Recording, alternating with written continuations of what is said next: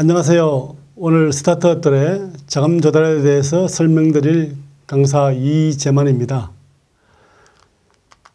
저도 여러분들처럼 오래전에 스타트업을 창업을 해서 상당히 다양한 역경을 극복하고 코스닥 IPO까지 경험을 한 그런 사업가 출신입니다. 현재는 현업에서 물러나서 학교에서 강의 창업과 관련되어 있는 스타트업들에 대한 강의도 하고 또 KICT 창업 멘토링 센터에서 여러분들처럼 스타트업들에 대해서 교육과 멘토링 그리고 자금 조달 등의 지원 업무들을 활동을 하고 있습니다.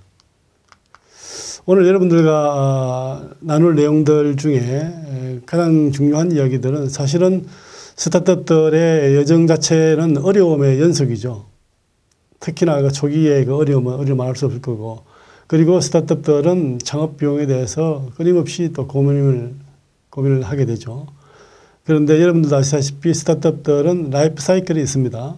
그래서 그 스타트업들의 라이프 사이클에 따른 단계별 자금 조달을 고민을 해야 되고, 또 그렇게 스타트업들이 활용할 수 있는 자금의 종류는 어떤 것이 있는가, 궁극적으로는 성공적으로 자금을 조달할 수 있는 전략은 무엇인가 하는 부분들을 알아보도록 하겠습니다.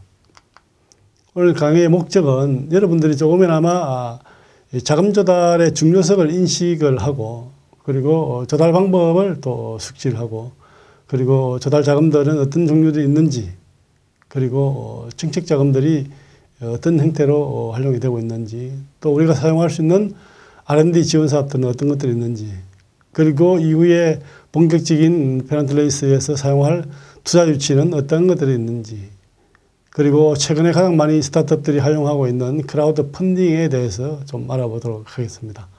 그래서 궁극적으로 여러분들이 성공적으로 자금 조달을 통해서 사업을 성공적으로 영위하기를 바랍니다. 자, 여러분, 이 재미있는 사진을 제가 하나 가져왔는데요. 여기 보시다시피 모든 스타트업들은 상당히 다양한 고민을 하게 됩니다. 멤버들은 어떻게 짤 것인가, 또 시제품은 어떻게 만들 것인가, 또 어떻게 시장에 내어 팔 것인가 라고 하는 상당히 다양한 형태의 고민을 하게 되죠. 아마 여러분들도 이런 다양한 형태의 고민 속에 놓여 있을 거라고 생각을 합니다. 왜 이렇게 고민을 하게 되느냐 하면 사업은 본질적으로 어려움입니다. 여러분들도 경험을 하셨겠지만 처음 계획한 대로 거의 되지 않죠. 만일에 처음 계획한 대로 잘 되고 있다면 정말 다행스러운 겁니다. 그런데 대부분 처음 계획한 대로 되지 않고 다양한 시행착오를 겪게 됩니다. 그래서 그렇게 예상하지 못한 장애 요인들이 외부 환경에서는 끊임없이 노출되기 때문에 여러분들은 본의 아니게 다른 실수들을 같은 방식으로 반복하게 됩니다. 결국 주위에서 많은 이야기들을 하지만 이를 겪어본 후에야 여러분들은 이것이 문제였구나 라고 깨닫게 되는 거죠. 또한 여러분들이 제품과 서비스를 만들어서 시장에 런칭을 했다고는 하지만 사실은 PMF, 즉 제품과 마켓의 피팅의 실패를 용인하지 못하는 상황이 빈번히 발생을 합니다. 그럼에도 불구하고 피팅이 되지 않은 상태에서도 계속 마케팅을 하고 영업을 하고 했는데도 불구하고 결과는 좋지 않죠. 그런데 본인이 스스로 인지하지 못하거나 인정하지 못하는 경우가 많습니다. 또 끊임없이 비용이 발생하죠. 사업이 연속되는 그 순간 매 순간마다 비용은 발생하기 나름입니다. 이렇게 본질적으로 사업은 어려움을 안고 있는 거죠. 근데 스타트업들은 창업 초기에 자금 조달이 수월할까요? 투자 유치 가능성이 매우 낮습니다. 그렇기 때문에 투자 유치 가능 시점까지 어떻게 버틸 수 있는 것인가 라고 하는 것이 관건이 되겠죠.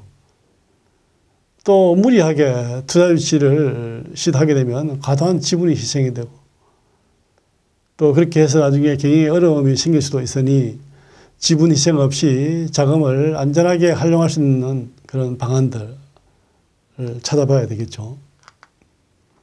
여러분, 스타트업들의 실패 이유를 여러분들 많이 들어보셨을 겁니다. 실제 12인사 때에서 분석한 자료를 보면 실패 0순위, 1순위에 해당되는 것은 시장이 원하지 않는 제품입니다. 저에게도 많은 전문가들, 박사님들이나 교수님들이나 이런 분들이 창업과 관련해서 자문을 받으러 오곤 합니다. 그럼 그분들하고 얘기할 때 웃으면서 그런 얘기를 해요. 만일에 박사님이나 교수님들이 가지고 있는 그 우수한 기술들이 전부 다 성공했다면 지금 전 세계의 CEO들은 다들 박사님이나 교수님들일 것이다. 그런데 아이러니하게도 지금 우리가 밖에서 만나는 많은 CEO들은 박사나 교수님 출신들이 아닙니다. 왜 그런 얘기를 하는가 하면 아무래도 전문성이 높은 박사님들이나 교수님들이 가지고 있는 그 R&D를 바탕으로 하는 제품이나 서비스는 지극히 자기 중심적일 수 있다는 겁니다. 시장에서 고객이 원하는 형태의 제품을 만든 것이 아니고 내가 만들면 모든 사람들이 다 살 거다, 구매할 것이다 라고 하는 생각을 가지고 물건을 만드는데 그렇게 만들어진 제품과 서비스가 시장에 나왔을 때 궁극적으로는 그 제품과 서비스를 찾는 고객이 시장이 없다는 것이 확인이 됩니다. 그러면 망연자실하죠. 정말로 어렵게 만든 제품인데 시장에 들어가니 내 제품을 소화해 줄 수 있는 고객이 없다라고 하는 것을. 근데 그것도 한창 지났어야 알 수 있는 그런 상황이죠. 그 다음에 가장 많이 또 부닥치는 부분들이 사실은 이 자금 부족입니다. 2위로 나타나 있는 표시가 되어 있는데 이 자금 부족 상황들도 결국은 스타트업들의 실패를 만들어내는 가장 중요한 요소 중에 하나죠. 제가 서두에 말씀드렸다시피 이제 코스닥 상담을 하고 많은 인터뷰를 하게 되었는데요. 그때 질문이 뭐였는가 하면 사업을 하면서 가장 중요한 게 뭡니까? 라고 얘기를 합니다.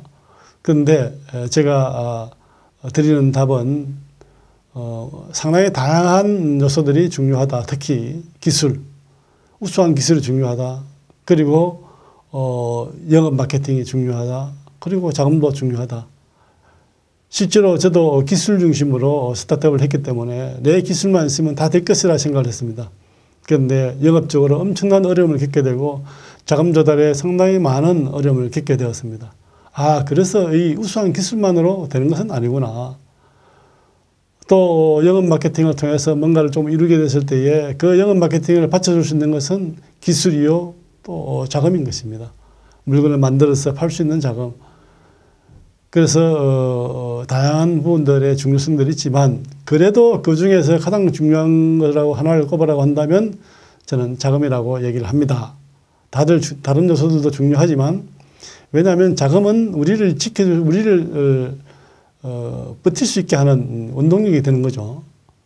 그래서 기술이나 영업 마케팅이 좀 어려움을 처하더라도 우리가 적절한 자금을 조달해서 활용할 수 있다면 그 어려운 시기를 잘 극복할 수가 있다는 겁니다. 자, 그래서 그러면 이 자금들을 우리는 어떤 자금들이 있는 것인가? 스타트업들에 쓰는 비용들은 개괄적으로 사무실을 얻고 사무실 관련된 있는 비용들 들어가겠죠. 그 다음에 그 같이 일을 하시는 분들의 임직원에 대한 급여들이 또 나올 것이고, 그 다음에 연구개발하는 비용들, 그리고 연구개발하는 제품을 생산하는 생산 비용들, 그 다음에 그 생산한 제품 서비스를 판매하는 영업 마케팅 비용들, 그 외에 기타 비용 등등이 우리 스타트업들이 감당해야 될 그런 비용들입니다.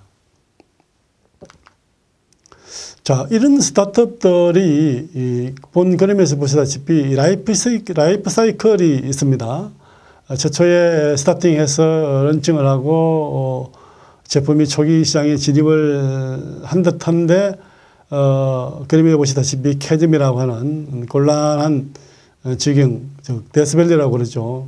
죽음의 계곡에 빠져서 헤어나지 못하고 그대로 사라지는 케이스. 근데 그러지 않고 바로 스케일업해서 저렇게 성장할 수 있는 형태로 가야 되는데 대부분 캐즘으로 빠져나가는 것들이 많습니다. 자, 이렇게 스타트업들의 라이프 사이클이 있듯이 제품 서비스도 수명이 있죠. 이렇게 보시다시피 도입기, 성숙기, 성장기, 성숙기, 세태기 이렇게 있는 그런 사이클과 비례해서 라이프 사이클이 운영이 되고 있고, 그 라이프 사이클을 중심으로 기술도 아래와 같은 그런 그래프를 그리면서 형성이 되고 있습니다. 그래서 여러분들이 이 기술 수용 주기곡선에서 보시다시피 우리가 만든 제품이나 서비스가 초기에 누군가가 사준다라고 한다면 그건 이제 초기 마켓이겠죠. 초기 시장에 있어서 우리 제품을 소화해 주는 사람은 주로 얼리 어댑터나 이노베이터들이에요. 핵심가들이나 또는 초기에 새로운 이 기술이나 서비스나 제품 이런 것에 관심이 높은 얼리 어댑터들, 이런 사람들이 우리 제품을 써주는데, 문제는 이런 제품과 서비스를 가지고 메인 시장으로 넘어가야 되는데, 메인 시장으로 넘어가기 전에 이 캐점으로 빠져든다는 거죠. 그러니까 그 초기 소비자들이 구매를 해준 내용들이 쭉 이어서 메인스트림 시장까지 연결이 돼야 되는데, 중간에 수요가 정체된다든지 매출이 떨어진다든지 이런 과도기적 현상을 겪게 됩니다. 이 과도기적 현상이 깊어지거나 길어지면 결국은 그 속에서 소멸됩니다. 이 과도기를 우리는 캐점이라고 그러는데, 이 캐점 현상을 우리가 어떻게 극복할 것이냐가 대단히 중요하죠. 그래서 이 기술 수용 주기곡선을 여러분들 보시면서 우리는 궁극적으로 도달해야 될 시장은 바로 주류시장이다. 이 캐점을 넘어서 주류시장에 들어가야만 기업이 본질적으로 성장할 수 있다. 이렇게 초기시장, 주류시장, 그 이후에 성장기, 성숙기를 거쳐서 쇠퇴하는 이 후기시장까지 이 라이프 사이클을 통해서 우리가 볼 때에 이렇게 초기에 그 이노베이터들이 수용할 수 있는 수요는 극히 적습니다. 약 한 3% 내외. 그 다음에 얼리 어댑터들이 소진하는 시간도, 포션도 거의 한 13, 14% 정도. 그 다음에 주류시장에 있어서 그 메인 수요층들이 소비하는 이 부분이 거의 한 35%, 30% 이렇게 한 70% 정도의 때의 메인 수요를 창출해내죠. 그래서 이런 수요 포션을 생각해 본다 하더라도 우리의 궁극적인 목표는 메인 시장으로 들어가서 수요를 확보해야 한다라고 하는 것이죠. 그래서 이 그림에서 보시다시피 캐점에 노출되어 있는 이런 죽음의 계곡에서 우리가 보통 이 단계에 있는 기업들을 우리는 시드 단계에 있다 이렇게 얘기를 합니다.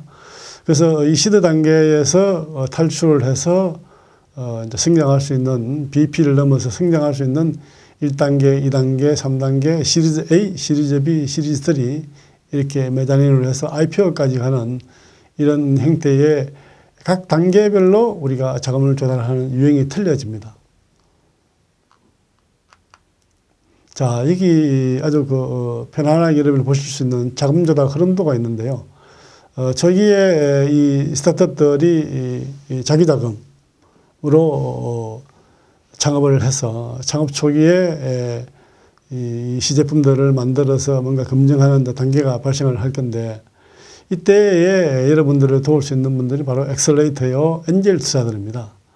이 데스밸리의 캐점의 이 늪에 빠지는 그 과정 속에 이 엑셀레이터들이나 엔젤 투자들이 여러분들을 지원을 할 건데, 거기에 맞는 어떤 우리의 준비가 분명히 어떤 특징이 있겠죠. 그리고 그 속에서 탈출해 나가는 이제 성장기 쪽에서의 그 단계의 투자에 대한 부분들, 그리고 그 이후에 이제 IPO 단계까지의 이 투자 단계, 이렇게 단계별로 자금 조달의 흐름도가 있습니다.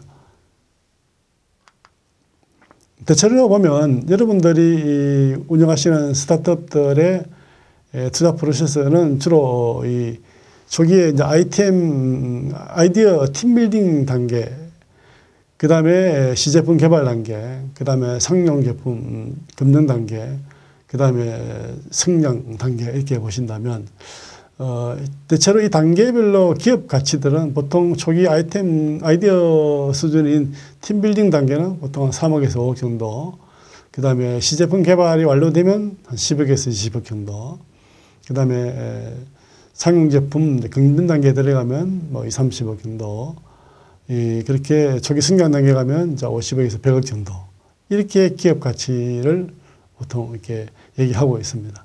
그래서 여기 보시면 이 단계별로 어떤 투자 주체들이 있는지 보면, 초기 아이디어 단계인 팀빌딩 단계에 있어서는 주로 엔젤이라든지 이런 엑셀레이터들이 투자를 하게 되고요. 그 다음에 시제품 개발해서 이 완료 단계 정도 되면 이때 이제 개인 투자조합이라든지 또 그 모태펀드라든지 이런 그 전용 펀드들이 투자를 시도를 합니다. 그 다음에 상용 제품 검토 단계에 들어가면 그때 이제 본격적인 이제 이 VC들이 이 단계에 그 진입을 하게 됩니다. 여러분들 사업을 눈여겨보고 있다가 여러분들의 성장을 지원하기 위해서 시리즈 A 단계로 들어가기 전후해서 VC들이 여러분들 사업을 검토를 하고 투자를 하게 됩니다. 그리고 이제 초기 시장 단계에 들어가면 본격적인 시리즈 A, B, C 형태의 벤처 캐피탈들이 여러분들의 사업에 관심을 가지고 투자를 하게 되죠. 어쨌든 이렇게 보시면 그 단계별로 투자의 규모도 차이가 많이 납니다. 아이디어 단계에서는 주로 뭐 한 몇만 원에 5천만 원 이내의 그런 자금들, 그 다음에 시제품 개발 완료 정도 되면은 보통 한 1억 정도 엔젤, 그 다음에 상용 제품 검증 단계에서는 이제 마이크로 VC 정도의 뭐 한 3억 내에 또는 그 5억 정도, 그리고 초기 성장 단계, 시리즈 단계 들어가면 이제 그때부터는 이제 한 10억 내외 정도의 자금들이 투자가 되긴 합니다. 전체적으로 보면 여러분들 사업이 창업에서 시드 단계를 거쳐서 초기 제품 개발이 끝나면 이제 시리즈 A로 들어가고, 여기서 시장 진출을 통해서 시리즈 B로 들어가서 고객이 확대가 되고, 여기서 시리즈 C로 진입해서 고객 확대와 IPO를 향하는 그런 과정을 그리게 됩니다. 자, 여러분들이 창업 초기 자금을 조달하는 주요 형태들을 보면 본인의 자산을 활용해서 기업에 출자하는 경우, 안 그러면 뭐 친인척이나 부모님이나 배우자 등으로부터 주로 창업자금 지원을 받아서 집어넣죠. 또는 정부의 다양한 육성 지원 자금을 활용하기도 하고, 또 정부가 제공하는 다양한 창업 지원 사업을 통해서 자금을 활용하기도 합니다. 또한 정부의 R&D 사업 자금을 활용하기도 하고요. 자, 이 그림에 보면은 3F라고 한 그림이 있는데, 이 뭐 아까 설명드렸다시피 이제 브랜드, 그다음에 뭐 이 파들, 이제 부모님들, 그다음에 이 풀리시, 좀 어리석은 사람들, 이렇게 3F라고 웃으면서 하기도 하는데, 어쨌든 그런 아주 특별한 관계가 아니면 초기에 들어오기 힘들죠. 이후에 엔젤이라든지 금융은행이라든지 투자사라든지 이런 다양한 채널을 통해서 여러분들이 투자를 받게 됩니다.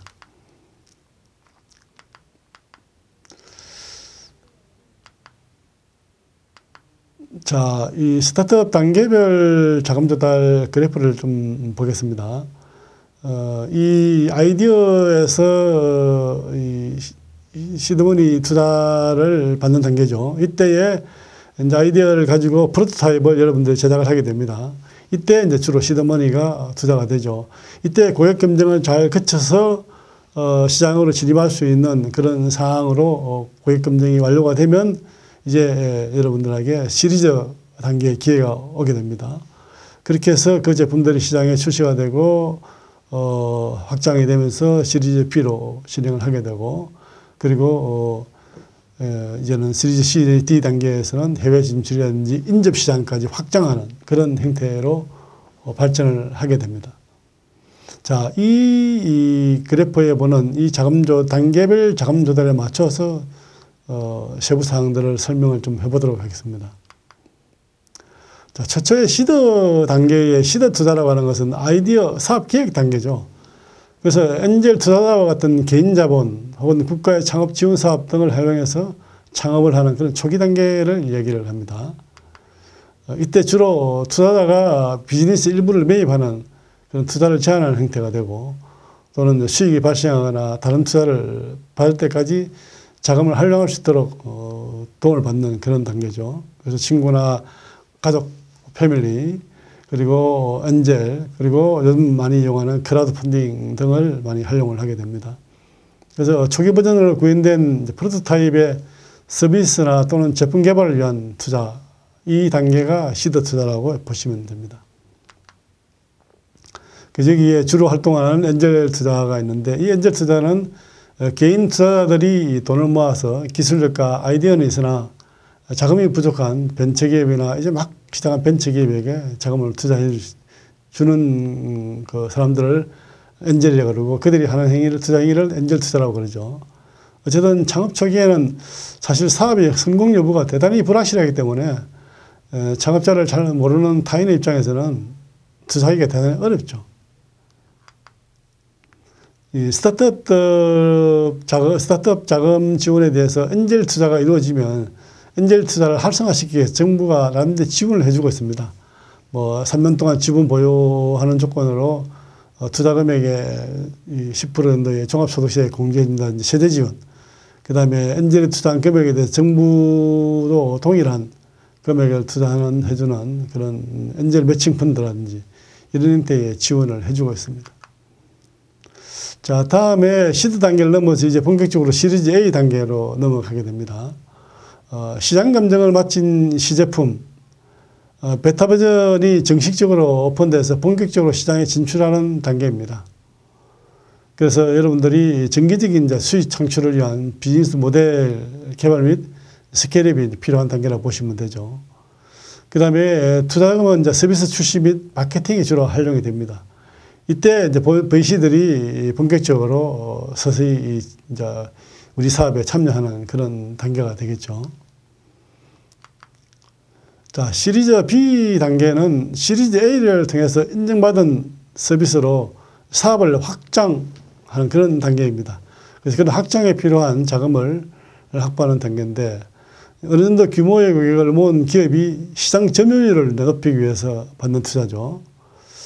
그리고 투자금은 이제 적극적 마케팅, 시장 점유율을 높이기 위한 어떤 그 활발한 마케팅, 그 다음에 필요한 인력들을 확보하는 것, 그 다음에 추가적인 제품 개발, 고도화를 위한 연구 개발 등을 위해서 주로 시리즈 B 자금들이 많이 활용이 됩니다. 이때 후기 투자 VC들이 주로 참여를 하게 되죠.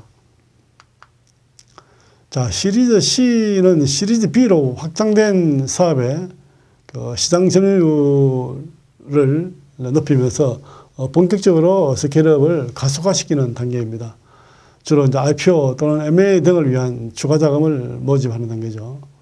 그래서 투자금은 이때 모아진 투자금은 비즈니스 모델 글로벌 하나 연관 산업 시장에 진출하는 그런 용도로 사용이 되고, 이때 규모 있는 VC들이라든지 주로 은행, 사모펀드들이 참여하는 단계가 되겠습니다.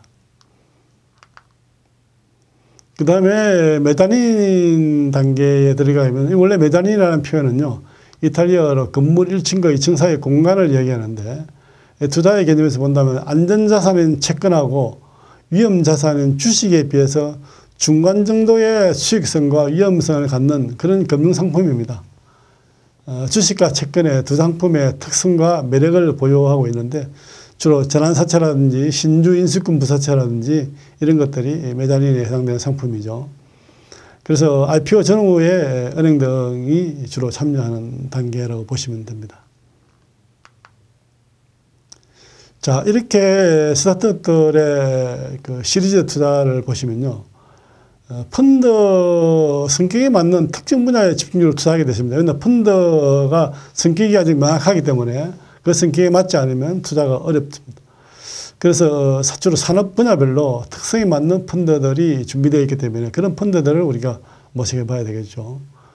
그리고 일반적으로 VC들이 투자 시간과 노력이 요구됩니다. 그러니까 VC들이 투자하기까지의 많은 시간과 노력이 요구되는 것이죠.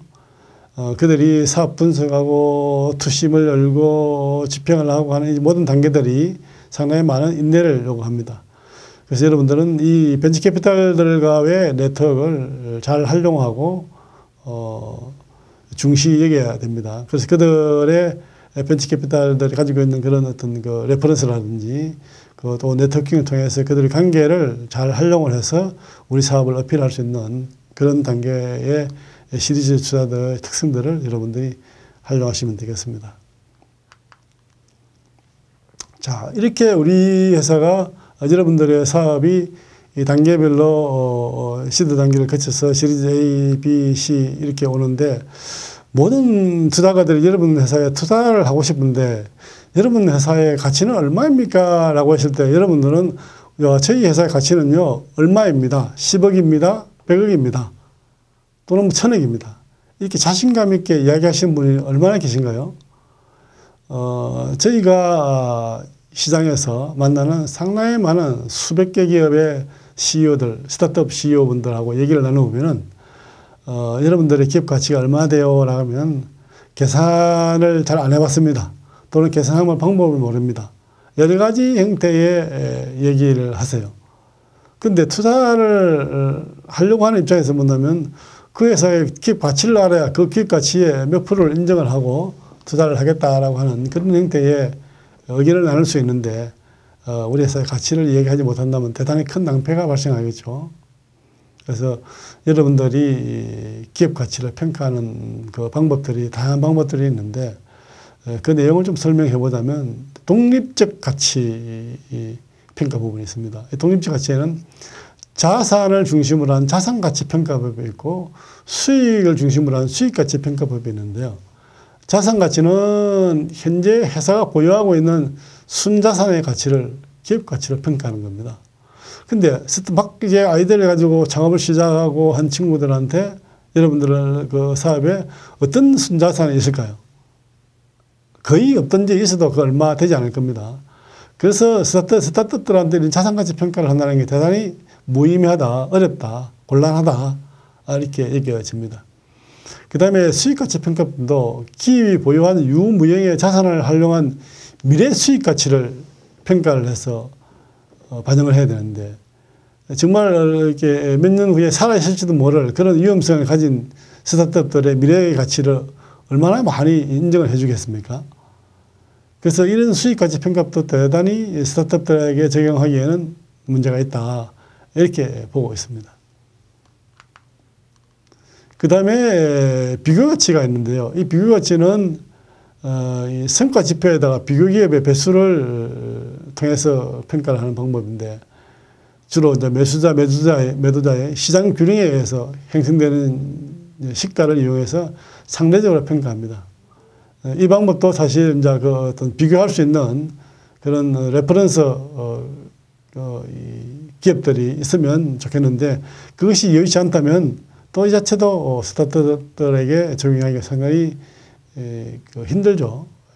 사이즈도 틀리고 내용도 틀리고 다 틀리는데 유사하다고 그래서 무조건 평가 비교가치를 적용하는 것도 어려움이 있는 것이죠.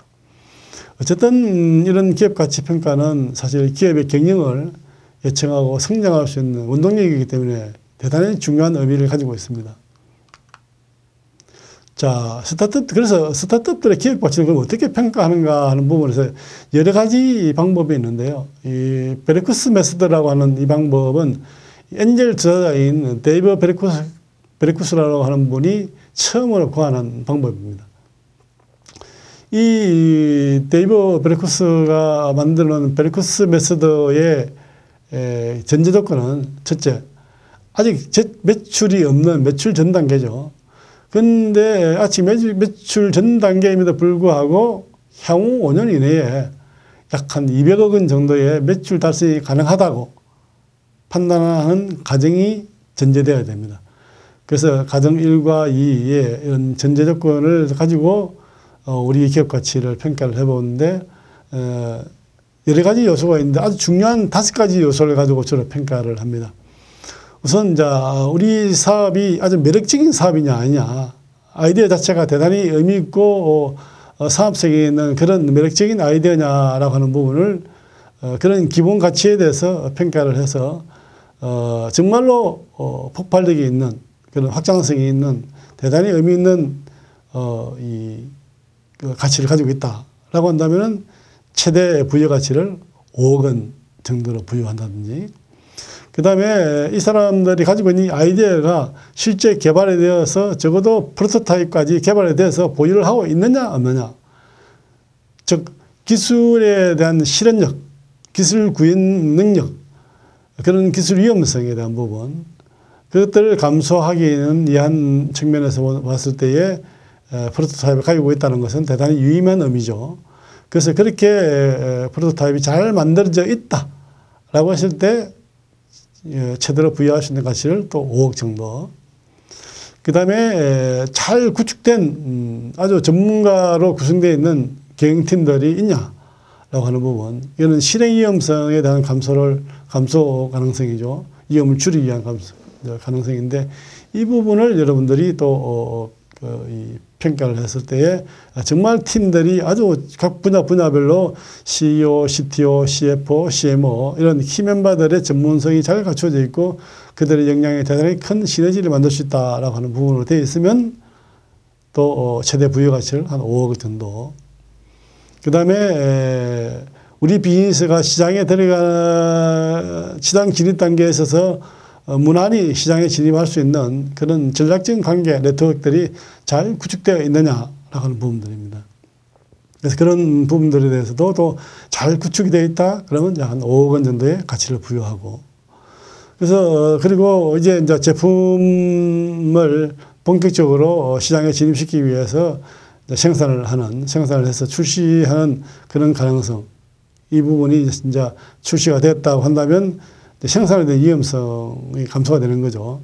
그런 측면에서 또 최대 부여 가치를 한 5억 원 정도의 가치를 매깁니다. 이렇게 본다면 이 5가지 항목을 본다면 총 올 100을 줬다라고 해서 총 25억 정도의 가치가 형성되는 거죠. 그래서 주로 여러분들이 스타트업 단계라고 한다면 주로 얼마만큼 좋은 경쟁력에 있는 아이디어를 비즈니스 모델을 가지고 있느냐라고 하는 부분들. 자, 그럼 그 비즈니스 모델에 의해서 준비되어 있는 그 우리의 컨셉이 실제로 구현돼서 프로토타입으로 개발이 되어 있느냐라고 하는 부분들. 그리고 이것들을 운용할 수 있는 팀이 얼마만큼 전문성과 역량을 가지고 있는 팀이냐라고 하는 이 메이저 3대 요소가 우리 회사의 어떤 가치를 기본적으로 평가받을 수 있는 아주 중요한 요소입니다. 그래서 보통 10억 내외 정도의 스타트업의 초기 가치 평가는 주로 10억 내외로 평가받는 이유가 주로 이 범위 내에서 평가를 많이 받기 때문에 그 정도로 많이 이야기를 하고 있습니다.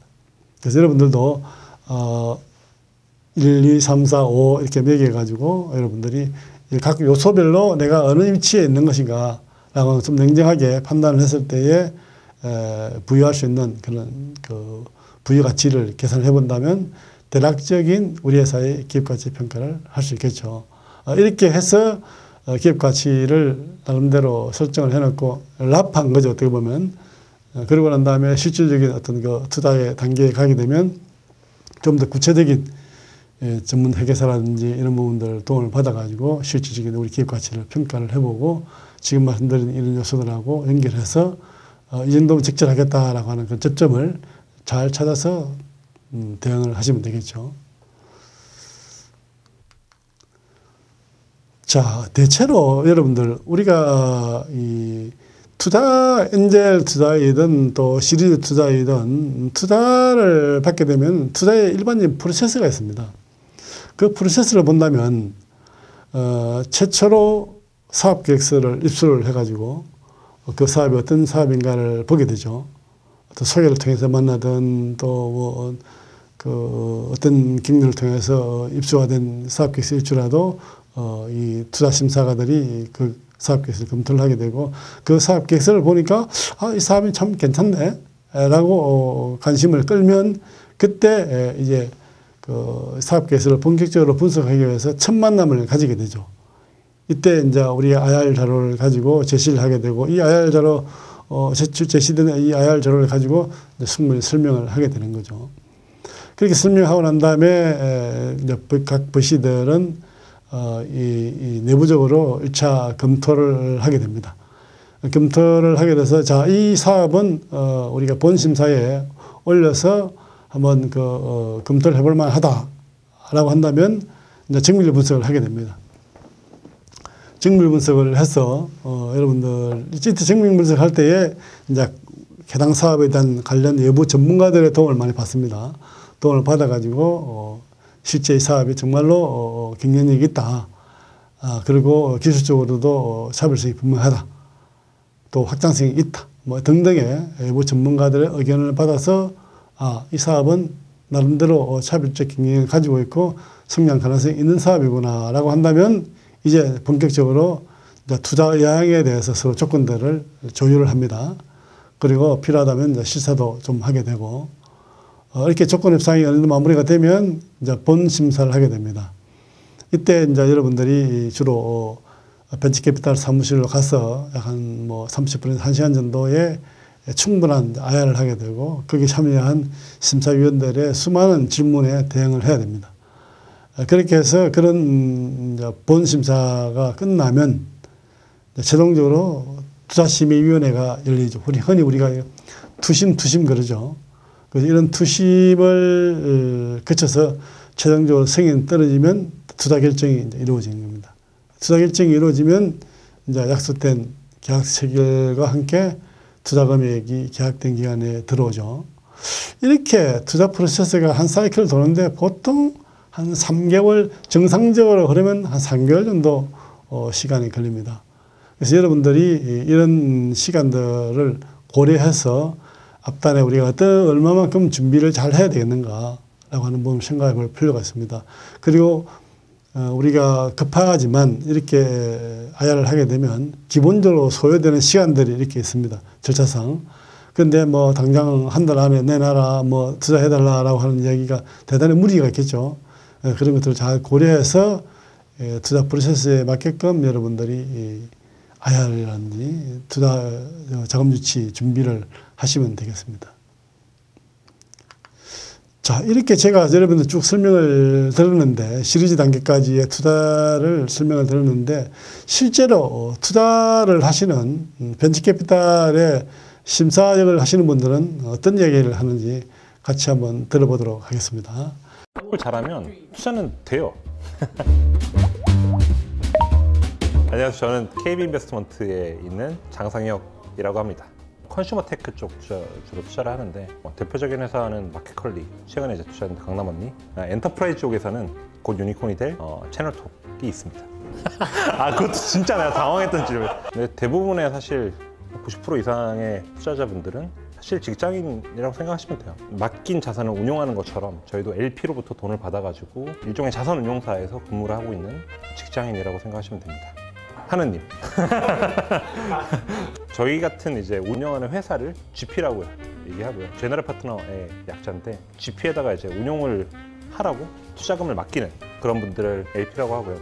리미티드 파트너의 약자이고 주로 이제 한국의 대표적인 LP는 뭐 국민연금, 모태펀드, 뭐 연기금도 대부분 다 여기에 해당하고 자기들의 자산을 운영하기 위해서 벤처캐피탈들한테 투자를 하는 그래서 펀드를 조성하고 저희는 그 펀드를 열심히 운용을 하는 예전에 사실 이런 질문 되게 많이 주셨거든요.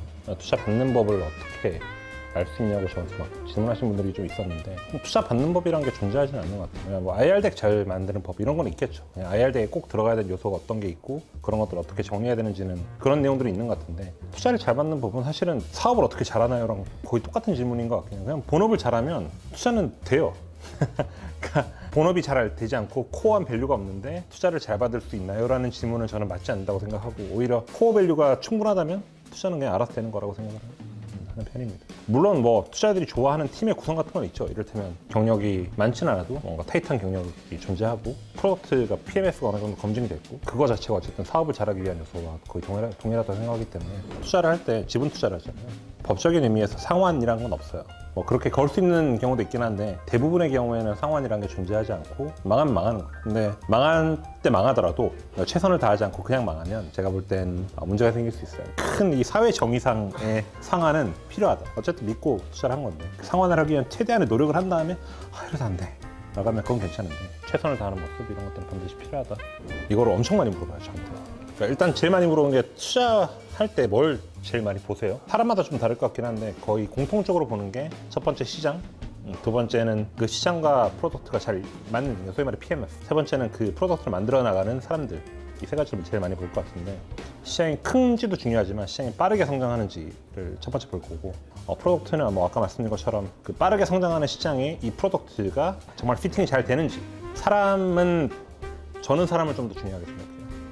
이거는 사람마다 좀 다를 수 있어요. 어떤 사람은 시장이 더 중요하다, 어떤 사람은 프로덕트가 더 중요하다, 좀 갈릴 수는 있는데, 저는 시장과 프로덕트를 다 합친 것보다 사람이 어떤 사람인지가 저한테 훨씬 중요하고요. 채널톡 같은 경우도 생각해보면 처음에 이제 워크인사이트라는 프로덕트로 시작을 했잖아요.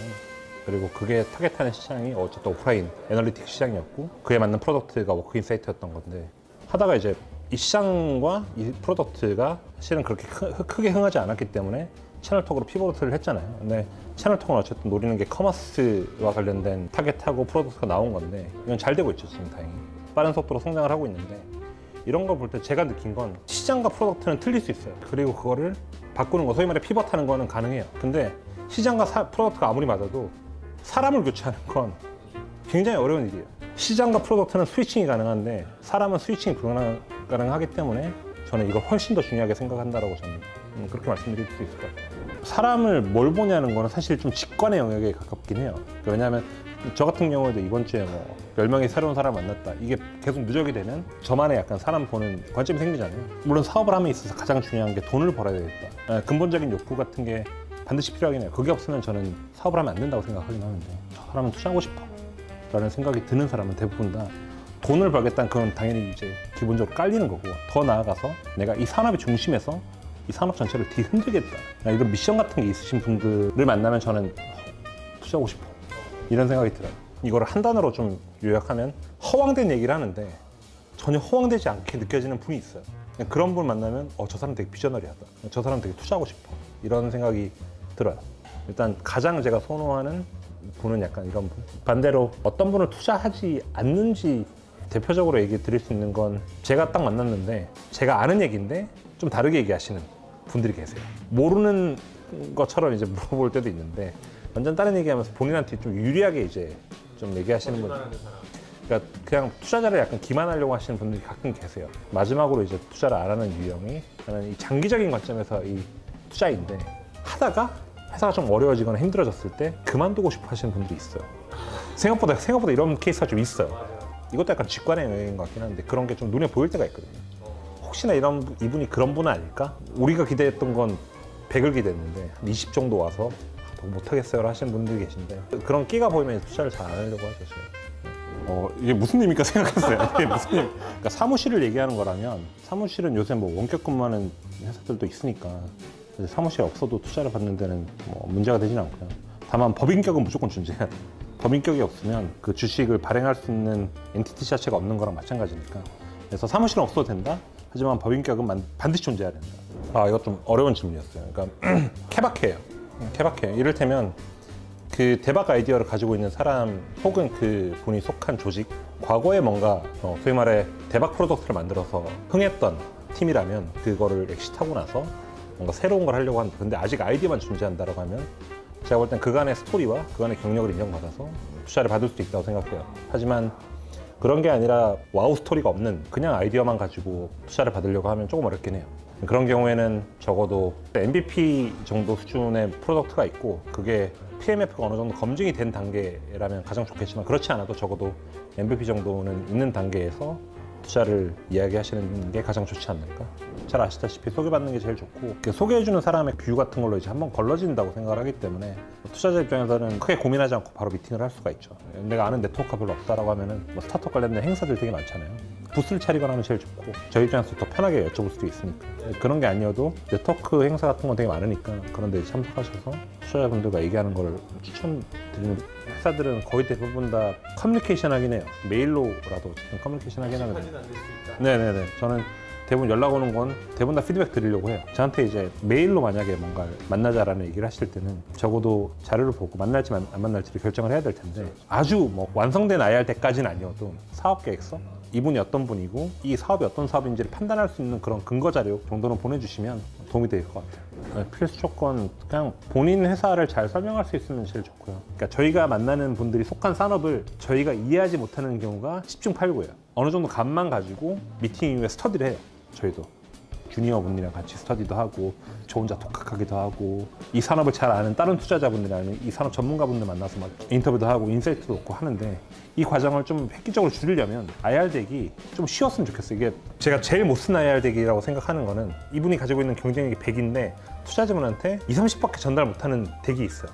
그 덱이 보통 보면 본인이 가지고 있는 지식을 다 전달하려고 다 때려버려요. 그러면 이거는 투자자분이 듣다가 포기해요.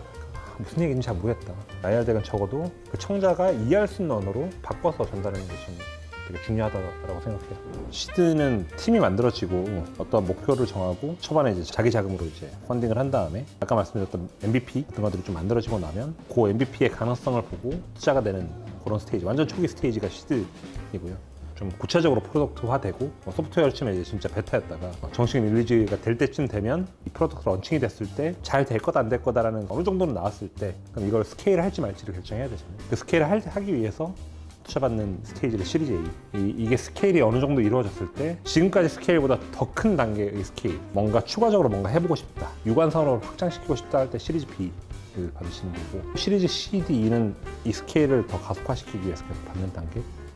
마켓컬리 같은 경우에는 시리즈 A 투자하고 나서 얼마 안 있다가 이게 잘 되겠다고 생각을 했었거든요. 2016년도 12월 달에 마켓컬리 시리즈 A에 투자를 했었는데, 그러고 나서 2017년도 중순쯤부터 주변에 있는 애기 엄마 마켓컬리 이름을 얘기를 하기 시작했어요. 그때 그걸 보면서 마켓컬리 엄청 잘 되겠다는 생각을 했었거든요. 보통 시리즈 A와 B 사이에서 어느 정도 매스마켓에서의 가능성은 보이는 것 같고요. 컨슈머 영역에서는 시리즈 B 투자할 때 이게 대중적으로 폭발할 가능성이 있는지 좀 중점적으로 보긴 해요. 인스타그램 같은 것도 되게 검색 많이 하고, 이 세상의 어떤 생각 같은 게 소셜미디어 쪽으로 결집이 많이 되잖아요. 그런 거에 뭐 지표 같은 것도 되게 많이 찾아보고, 회사마다 조금씩 다르긴 한데요. 처음에 이제 회사랑 저 같은 투자 담당자, 심사역이라고 부르는 이 사람들이랑 만나서 얘기를 하겠죠. 그런 킥오프 미팅이 진행이 될 거고, 이 킥오프 미팅 이후에 Q&A를 거치면서 이 담당 심사역이 이 회사에 대한 이해를 높여나갈 거고, 어느 정도 이해가 되고 나면 투자를 하는 게 이 담당 심사역 혼자만의 생각으로 투자가 되는 게 아니라, 이 사람이 속해 있는 제가 속해 있는 KB 인베스트먼트의 의사결정 체계가 있고, 이 체계를 통해서 투자가 되는 거기 때문에 이 체계에 속하신 분들한테 이 회사를 소개하는 타임이 필요할 거고요. 그게 IR이라고 불리는 절차이고, IR을 하기 위해선 그러니까 회사의 대표자 혹은 경영진 분들께서 오셔가지고 우리가 어떤 사람들인지에 대해서 이제 쭉 말씀해 주시는 그런 세션이 필요하고요. 그 세션이 끝나고 나면 그 이후부터는 제가 이제 이 회사로 왜 투자해야 되는지 설득을 하는 그런 시간이 필요할 거고, 그 설득의 시간이 투심의라고 불려요. 투자심의위원회라고 하는 건데, 그러니까 그 서클을 투자심의위원회 멤버라고 보시면 될 것 같고, 그 멤버들을 대상으로 제가 투자심의위원회라는 걸 오픈을 해서 열심히 쓴 보고서로 왜 해야 되는지 설득을 하는 거죠. 회사마다 좀 다른데 저희 회사는 예비투심과 본투심 이렇게 두 번의 절차로 나눠지고요. 뭐 어떤 회사는 예비투심이 2번 있는 데도 있고, 본투심 한 번만으로 끝나는 데도 있고, 그럼 회사마다 좀 달라요. 보통 평균적으로 놓고 보면 케바키긴 한데 한 3달? 오늘 내가 IR을 시작을 해야 되겠다 라고 마음 먹었으면 미팅을 한 달 하시고, 투자 조건과 투자 의사결정을 하는데 또 한 달이 걸리고, 투자 계약서 작성과 납입까지 또 한 달이 걸리기 때문에 그렇게 하는 게 가장 이상적이지 않을까? 3달? 한 달. 늦어지는 케이스에는 진짜 케바키긴 하거든요. 밸류 이슈, 기업 가치를 스테이지와 회사의 현재 상태 대비해서 너무 높게 말씀하시는 분들이 있어요. 물론 저는 그런 분들이 가지고 있는 팩이나 이런 것도 다 존중하는데, 또 투자 의사결정과는 또 괴리가 있는 경우가 많거든요. 그러면 시장에서 조정을 받는데 시간이 좀 걸리고, 프로덕트 자체가 소위 말해 핫하지 않은, 사업 자체가 그냥 매력적이지 않으면 뭐 그런 경우에 당연히 이제 늘어날 거고, 제가 아무리 좋다고 생각해도 제 회사 전체가 어느 정도 의사결정을 해줄 수 있는 그런 아이템, 그런 사업을 하시는 케이스면 투자가 빨리 되겠죠.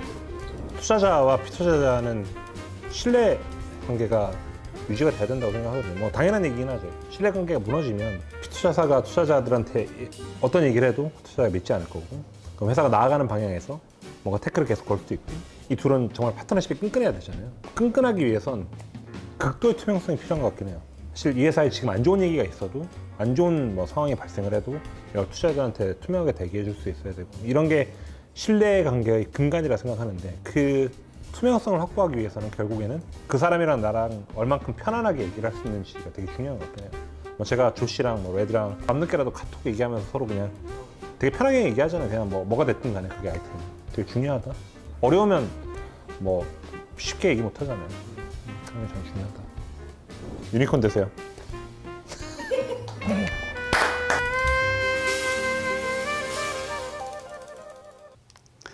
자, 다음은 여러분들이 이 스타트업 초기 단계에 쓸 수 있는 정부의 정책 자금들을 좀 알아보도록 하겠습니다. 정부의 정책 자금에서는 정책 자금이라고 하면 정부가 정책적으로 필요해서 정부 재정 등으로 재원을 조성을 합니다. 이 재원을 조성해서 중소기업 지원 사업을 통해서 예산을 지원하는 그런 자금들이 정책 자금이죠. 그래서 이 정책 자금의 장점들이 있습니다. 상당히 많은 그 한도를 가지고 있어요. 그런 반면에 또 이자는 상대적으로 금융권보다 낮습니다. 또 상환 기간도 좀 여유 있게 설정을 해줍니다. 그래서 여러분들이 이 정책 자금을 잘 알아놓으셔야 사업에 도움이 많이 됩니다. 그리고 정책 자금을 지원하는 방식을 보면 융자, 출연, 보조, 보정, 출자 등의 형태의 그 지원 방식이 있습니다. 그런데 이런 정부의 정책 자금들은 수요가 엄청나게 많기 때문에 유치 경쟁이 엄청나게 치열합니다. 그래서 사실은 1월 1일부터 시작되는 이 정책 자금에 대한 지원은 거의 12월 뭐 이렇게 후반 넘어가면 벌써 내년도 정책 자금 신청을 위해서 준비하는 기업들이 너무너무 많습니다. 그래서 잘 준비를 해서 1월 신년 1월이 되면 본격적으로 정책자금 지원을 받기 위해서 여러 기관을 다니고 신청하고 지원사업 신청을 하고 하죠. 그래서 여러분들도 이 정책자금을 잘 이해하시고 유치를 하기 위해서 준비를 많이 하셔야 될 겁니다. 자, 이 창업자금, 스타트업 정책자금의 큰 틀은 창업자금, 주로 이제 창업기업 지원자금이죠. 사업 개시 7년 미만. 그 다음에 이제 청년 전용 창업자금인데, 이건 대표자가 만 39세이고 사업 개시일부터 3년 미만인 그런 창업 전용 창업자금들이 있습니다. 그 다음에 시설자금, 이것들은 기업 운영을 위한 기업 기계 설비가 필요한 자금들, 그 다음에 공장을 설립하는 자금들, 또는 토지를 매입하는 구입자금들, 그 다음에 회사를 운영할 때 필요한 운전자금, 운자재를 구매한다든지 또 생산을 한다든지 판매 활동에 소요되는 다양한 운영자금들을 운전자금이라고 그러죠. 그 다음에 이 정책자금은 아까 말씀드렸다시피 다양한 형태의 방식이 있고, 정부 스타트업의 R&D 과제에 무상 자금이 있습니다. R&D 과제를 주로 보시면 정부 출연금, 정부 출연금은 정부 과제 사업에 선정된 기업을 대상으로 하는데 무담보이고 무이자입니다. 거의 무상인데 일부 성공을 하게 되면 기술료를 일부 납부하는 그런 일부 상한 제도가 있습니다. 그 다음에 정부 보조금은 정책 사업에 선정된 기업 대상으로 하는 자금이고, 이건 무담보고 무이자고 상한 업무도 없습니다. 그 다음에 융자 지원금은 정부 과제 사업에 선정된 기업을 대상으로 하는데 주로 이 기술이나 신용을 담보로 해서 지원해 주는 거죠. 그래서 원금과 이자를 상환하게 되어 있습니다. 그래서 여러분들이 주로 선호하는 자금들이 아마 정부 보조금, 정부 출연금 쪽이 될 겁니다. 스타트업의 정책자금 신청 시에 실패하는 사례들을 쭉 보면요. 일단 경영자의 신용 문제가 좀 이렇게 중요합니다. 신용불량 상태이거나 세금을 체납한 상태에서의 신청은 대단히 어렵습니다. 그 다음에 사업을 신청한 경영자의 전문성이 신청한 사업과 전혀 상관없는 분야의 이력을 가지고 있다. 이렇게 되면 벌써 이분이 과연 이 사업을 제대로 해낼 수 있을 것인가 라고 하는 그런 전문성에 대한 문제가 또 제기가 됩니다.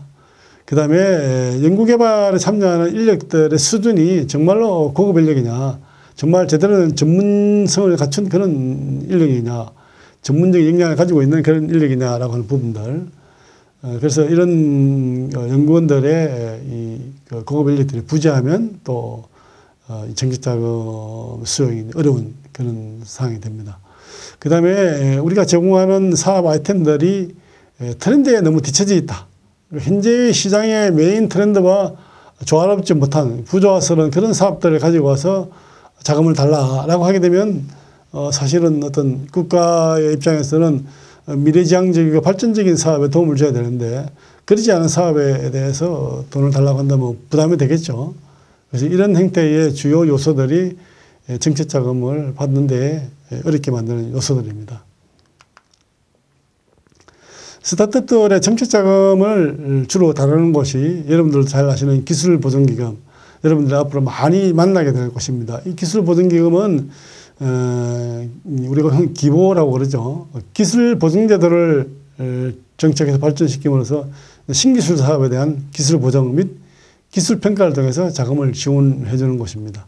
저도 사업을 하면서 우리 기술을 가지고 기보에 가서 설명을 하고 우리 기술의 차별적 경쟁력 우수성을 설명을 해서 변제 등록도 받고 기부로부터 기술을 담보로 한 그런 자금도 받고 해서 어려운 시기를 넘긴 그런 경험도 있습니다. 그래서 기부에서 운영하는 창업보증 상품 같은 것들이 있는데요. 맞춤형 창업성장 분야 우대보증, 또 청년 창업 특례보증. 그래서 또 기부에서 운영하는 기부 벤처 캠프가 있습니다. 최대한 15억 정도 되는데요. 이런 캠프를 또 활용하셔도 되고. 그 다음에 신용보증기금이 있습니다. 이 신용보증기금은 담보 능력이 미약한 그런 기업의 채무를 보증해주고 기업에 원활한 자금을 융통해주는 그런 일을 하는 곳인데요. 주로 이 신보에서는 네스트라고 하는 스타트업 엑셀레이팅 프로그램을 운영합니다. 대단히 유명한 프로그램인데 여러분들도 이 네스트 프로그램을 잘 파악하셔가지고 적정한 형태로 지원을 해서 활용하시면 도움이 많이 됩니다. 이 네스트가요, 패키지 형태의 수요자 중심의 지원 제도입니다.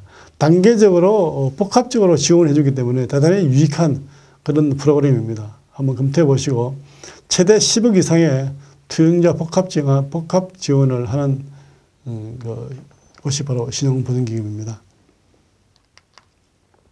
그 다음에 중소벤처기업진흥공단, 옛날에는 중소기업진흥공단이라고 그랬는데 이름이 바뀌어서 중소벤처기업진흥공단이라고 되어 있습니다. 이 부분은 중소기업을 돕기 위해서 자금, 창업, 수출 마케팅, 연수, 기술 지원, 정보 제공 등 이런 중소기업 지원 사업을 하는 곳이죠. 주로 일반 창업기업 지원 자금이 있고 청년 전용 창업 자금들이 있습니다. 그래서 앞으로 여러분들이 아마 중소벤처기업 진흥공단도 많이 활용하시게 될 겁니다.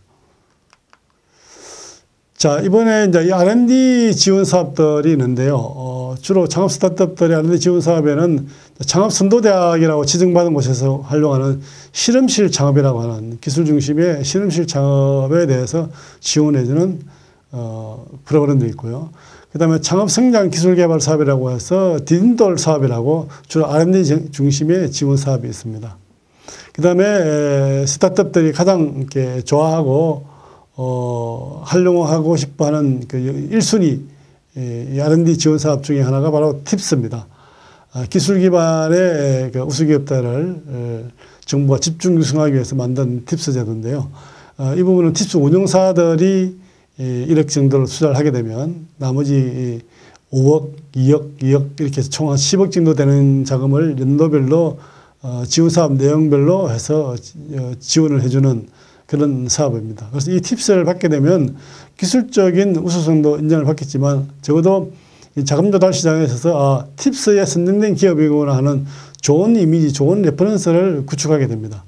그래서 많은 기업들이 이 팁스를 활용하고 있으니까 여러분들도 이 팁스 제도를 잘 검토하셔가지고 활용하시면 도움이 많이 될 겁니다.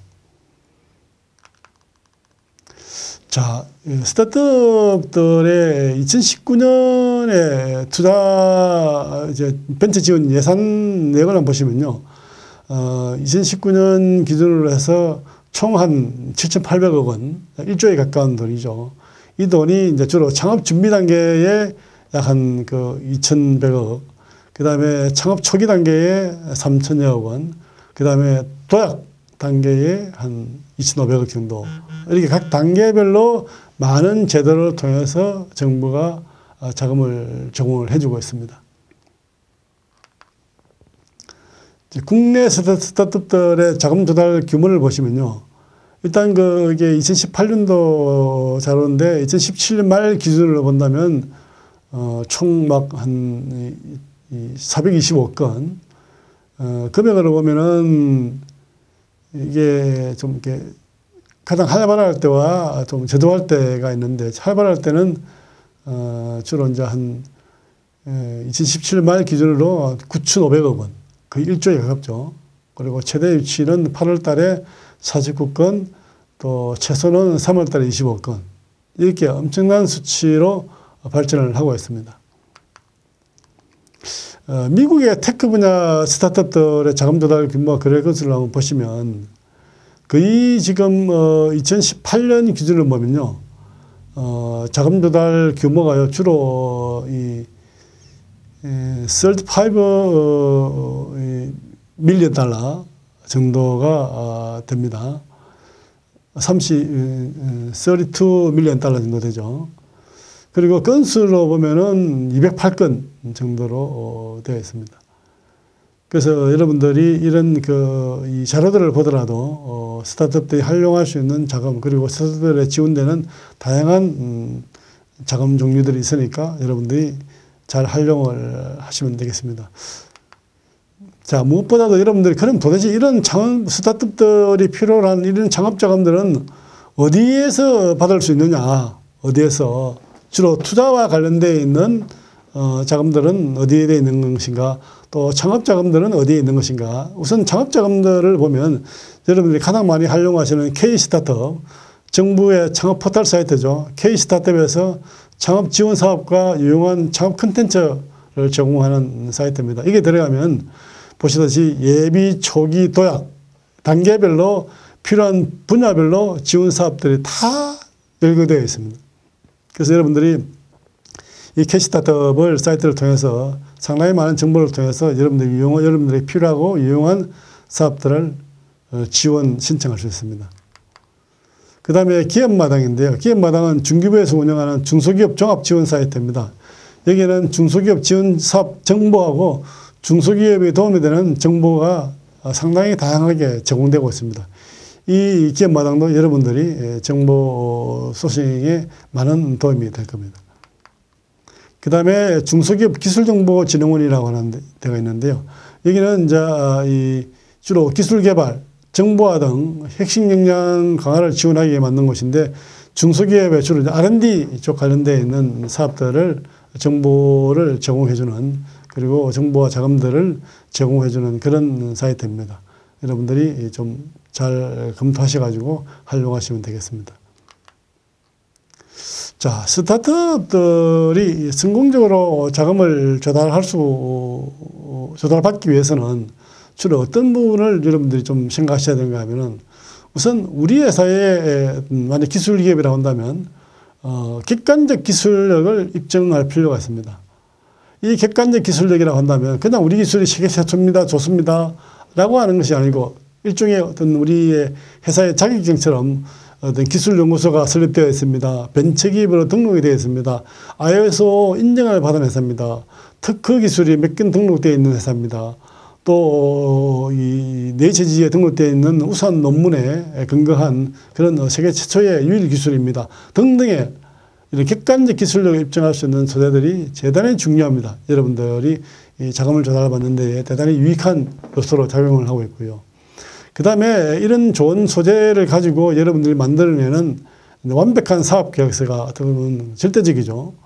이 완벽한 사업 계획서를 통해서 정말 객관적이고 체계적으로 내용을 구성하고 내용을 만들어서 여러분들의 사업에 대한 어떤 차별적 경쟁력, 그리고 확실한 사업성, 그리고 미래지향적인 그 확장성 등을 여러분들이 제대로 보여줄 수 있다고 한다면 여러분들의 자금들은 대단히 용이하게 이렇게 조달받을 수 있을 것입니다. 그리고 여러분들이 이런 그 사업 계획서나 관련 자료들을 만드실 때 재무구조의 건전성을 추구하는 쪽으로 여러분들이 많이 신경을 써야 됩니다. 그럴 때 주로 평가 지표로 활용되는 것들이 바로 부채 비율, 그 다음에 매출액 증가율, 그 다음에 유동 비율, 영업이익률 이런 것들이 주로 재무구조의 건전성을 판단하는 기준이 되기 때문에 이 수치가 잘못돼서 나가게 되면 대단히 부정적인 이미지를 제공할 수 있습니다. 그래서 여러분들이 이런 그 내용들을 잘 고려해서 여러분들이 자금을 조달받을 수 있도록 활용하시면 되겠습니다. 자, 그러면 앞에서는 주로 정책 자금들을 어디서 받을 것인가, 어디서 받을 수 있는 것인가라고 하는 사이트를 설명을 드렸는데, 이제는 이제 투자를 받기 위해서 우리가 어떤 VC들이 있는지, 어떤 펀드들이 있는지라고 하는 투자 관련 정보들을 여러분들이 활용할 수 있는 사이트들을 좀 소개해 드리자면요. 더 VC라고 하는 스타트업 투자 데이터베이스 제공 회사입니다. 주로 이 전자공시, 투자사, 제휴 등을 통해서 벤처 캐피탈들의 그런 정보도 관련 정보들을 제공해주는 그런 사이트인데 상당히 많은 형태의 내용들이 제공이 되기 때문에 여러분들이 여기 들어가시면 많은 정보들을 얻을 수 있고 활용할 수 있습니다. 그 다음에 한국 벤처캐피탈 협회라고 하는 곳인데 이 캐피탈 협회는 이제 벤처캐피탈들의 업무 지원이 주된 목적입니다. 그런데 스타트업들에게도 유용한 이유는 스타트업들이 이용할 수 있는 메뉴 정보마당이라고 하는 곳이 있는데 이 매월 발간되는 벤처캐피탈 마켓 브리프를 통해서 투자 동향들을 쭉 설명을 해줍니다. 그런 내용들을 여러분들이 잘 활용을 해서 본다면 여러분들에게 많은 유익한 정보들을 받을 수가 있습니다. 그 다음에 디바라고 중소기업 창업투자회사 전자공시라고 하는 부분이 있는데 이 부분은 중기부에 등록된 벤처캐피탈들이 활동하고 그런 관련 정보를 공시하는 곳입니다. 공시 정보를 통해서 투자자들에 대한 그런 활동, 주소, 전화번호도 연락처 같은 것들을 파악할 수도 있고 상당히 유용한 정보를 확보할 수 있습니다. 그 다음에 엔젤 투자 지원센터는요, 엔젤 투자 협회에서 운영하는 엔젤 투자 지원센터인데, 엔젤 투자자들과 스타트업들을 연결을 주목적으로 운영되는 곳인데, 전문 엔젤 투자자들의 현황을 아주 상세하게 보여주고 있습니다. 그래서 여러분들 전문 투자자들은 엔젤 투자를 받으려면 이쪽 사이트를 활용을 하셔서 현황 파악을 해보시면 좋습니다. 자, 이제까지 여러분들이 정부 정책을 통한 정책자금 그리고 시리즈 투자를 중심으로 한 투자 유치에 대한 그런 내용들을 좀 살펴봤는데요. 잠시 쉬었다가 여러분들이 요즘 가장 많이 활용하고 있는 크라우드 펀딩 활용법에 대해서도 좀 설명을 드리도록 하겠습니다.